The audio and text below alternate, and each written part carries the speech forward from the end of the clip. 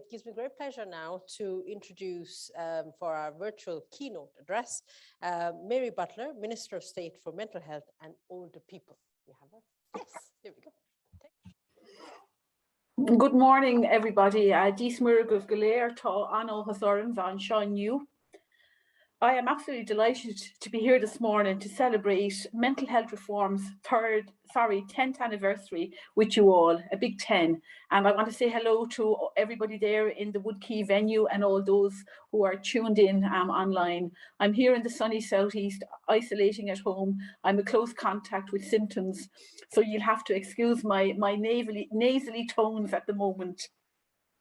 I would like to thank the team in mental health reform for organising this conference and inviting me to address you today. And I want to thank Fiona Coyle, the CEO, and all the team who do fantastic work, and we have a really good working relationship. Let me begin again by congratulating mental health reform on this significant anniversary and on its many achievements and important contributions to Irish society over the past decade. Since being established as Ireland's national coalition on mental health in 2011, mental health reform has grown from just 5 membership organisations to 77 today, and serves as the unifying voice for the mental health, voluntary and community sector in Ireland. Since becoming Minister for Mental Health, I have made it my mission to meet as many organisations within the mental health sector as possible, to inform myself in detail of the experience of those working in the services and those using the services. And I am pleased to say I have met many of the mental health reform's membership organisation, and indeed we could speak at length about the valuable and important work being done by each and every one of them. Mental health reform has carried out much important work over the past decade, not least My Voice Matters, the national consultation series, which collects the experience of people using mental health services in Ireland. The survey also captures the experience of family members, friends, carers and supporters. And additionally, there are many toolkits and guidelines developed to improve the service user's experience and, of course, the programme of advocacy at national level. I would like to take a moment here to welcome a more recent achievement, the launch of the second Brave New Connections project, which presents a detailed mapping of the nature and volumes of mental health services and supports the voluntary and community sector provides, showing the large volumes of counselling, psychoeducation, helpline, crisis and recovery, social inclusion support services that the sector provide every year. I welcome the launch of this report as it will help inform more effective engagement of the sector to achieve mental health policy objectives. However, notwithstanding mental health reform, many valuable contributions over the years, bringing together and giving a voice to such a diverse range of organisations is perhaps its greatest achievement. The contribution of the voluntary and community sector in both providing services and advocating on behalf of service users, family members and carers cannot be understated. In particular, I would like to acknowledge the role played by the voluntary and community sector during the pandemic, reconfiguring services in partnership with HSE Mental Health Services to continue to provide a broad range of mental health services and support. And I suppose the most important part of this was the way many organisations adapted so quickly in the space of 3 or 4 days to move to a blended approach so that they could still support their service users both online and not so much in person at that particular time. But it was really phenomenal. And I'm really, really proud to say that during the pandemic, working with all the partners, that between 85 and 90% of all mental health supports were retained, which was no mean feat during that very, very difficult time for our country. It is of paramount importance so that the sector is empowered and championed. And I would like to take this opportunity to acknowledge the leadership shown by mental health reform in representing this coalition over the past decade. I would like to move on now to the theme of today's conference, which is reflections on the past and aspirations for the future. There is no doubt that these past few years have been extraordinarily challenging for all of us, and there is equally no doubt that there will be more challenges to come. Since I was appointed Minister for Mental Health, ensuring accessibility, high quality mental health services for all in the future through the implementation of our National Mental Health Policy Sharing the Vision has been a key priority for both myself and for this government. Sharing the Vision heralds whole of system, whole of government reform across all aspects of mental health supports and service delivery, from positive mental health promotion to the provision of specialist mental health services. But I think the most important part of Sharing the Vision is that it puts the service user front and centre. With 100 recommendations with a strong outcome-based focus across the policy's 4 core domains of promotion, prevention and early intervention, service access, coordination and continuity of care, social inclusion, accountability, very important, and continuous improvement. The breadth of this programme of change cannot be underestimated. I might now take this opportunity to briefly touch on a few service improvement areas that may be of particular interest. With regards to service provision by the voluntary and community sector, the policy recognises that the voluntary and community sector organisations are key partners in the design and development of the HSE's mental health services at national and local level, as well as referral partners for primary mental health care. Consequently, the policy recommends that where voluntary and community sector organisations are providing services aligned to the outcomes in this policy, operational governance and funding models should be secure and sustainable. In addition, the policy also contains recommendations to ensure more integrated linkages between HSE mental health services and the voluntary and community sector. Concerning advocacy, the policy recommends that the HSE should ensure that access to appropriate advocacy supports can be provided in all mental health services to support the needs of service users as required.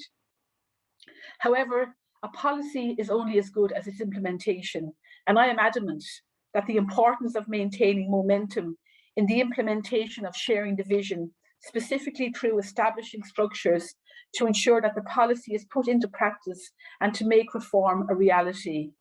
So in 2020, I was really pleased to establish the National Implementation and Monitoring Committee, NIMIC, putting in place structures to drive change and enable good governance, oversight, implementation monitoring and specialist input. And as you all know, this the National Implementation and Monitoring Committee is ably chaired by John Saunders. Just last week, I launched the Sharing the Vision Implementation Plan 2022 to 2024, which provides a cohesive framework for the implementation of the policy over the next 3 years, setting out individual plans for each of the 100 policy recommendations and co-produced with all key stakeholders, including those from across other government departments. This was a really great step forward, and the plan will be an enabler for change, laying before us a clear pathway for the next 3 years with regular monitoring and reporting of progress to me as Minister. And I have to say, as Minister in this job with 1 year and 9 months, I have no problem being held to account. And I think it's really, really important that I am held to account, that the department is held to account, the HSE is held to account, and the government is held to account, that we make sure this really, really fantastic policy is implemented and the service user is front and centre. I spoke earlier of the fantastic work the voluntary and community sector does in advocating for the voice of the service user. And I am very pleased to note that one of the conference sessions today will focus on strengthening the grassroots movement and including the voice of lived experience. Last week also saw the establishment of the NIMIC reference group of service users and family members to provide the service user and family member perspective, so important. It is absolutely vital that people who use our services and their families are at the heart of the design, development and delivery of the systems we build to serve them. Indeed, as part of the development of Sharing the Vision, over 1,000 service users, family members, carers and other stakeholders gave up their time to participate in the nationwide public consultation to inform the policy. The importance of the participation of service users, family members, carers and supporters in policy making and implementation cannot be understated. And I feel really strongly about this, and I will support the inclusion of that crucial lived experience perspective in any way I can. As we look towards the future, it is also important to reflect the significant progress that has been already made.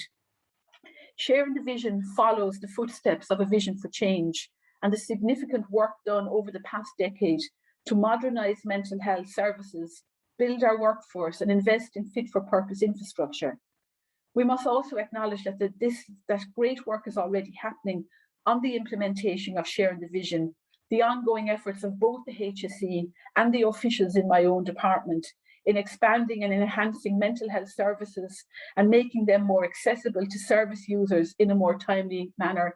And I just want to say here, I think it's really important to acknowledge the work that my team in the department do, and also the really close working relationship I have with Jim Ryan and John Meehan and many others within the HSE. My phone calls are always answered. We have great collaboration, and we have battles and we have challenges, but we always work them out. And I just want to say, for me as Minister, it's really, really important that I have that support, and I can stand up here today and say that I do. The implementation of Sharing the Vision will build on existing initiatives already underway. For example, the provision of digital mental health services, the continued phased development and rollout of our national clinical programmes, which are at the heart of service improvement, and the ongoing legislative reform through the review of the Mental Health Act.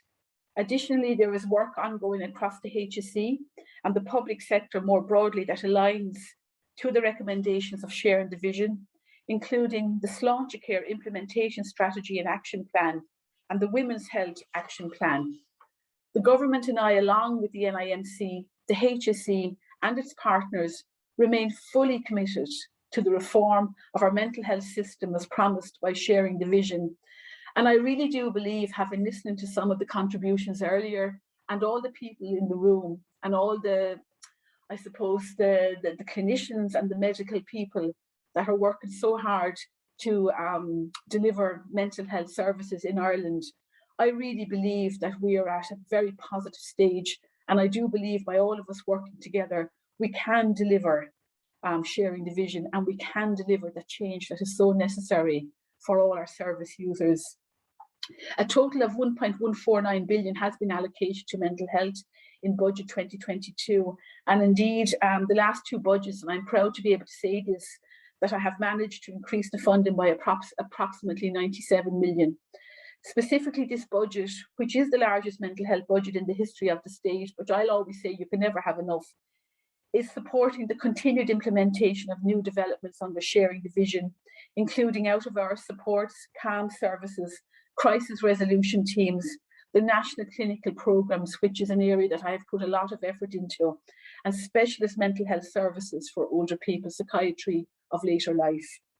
In conclusion, may I thank and commend all those here today whose efforts, your commitments and ongoing dedication to improving the lives of people with mental health challenges. You have already made a considerable and positive contribution to so many people, especially over the past 2 years. Let us now all take this opportunity together to celebrate mental health reform on this important 10-year anniversary, and commend past and present members and staff for your leadership in driving progressive reform of mental health services and supports in Ireland. And I hope you enjoy the rest of the contributions today. Gorv Míle Maith Agus Go Léir.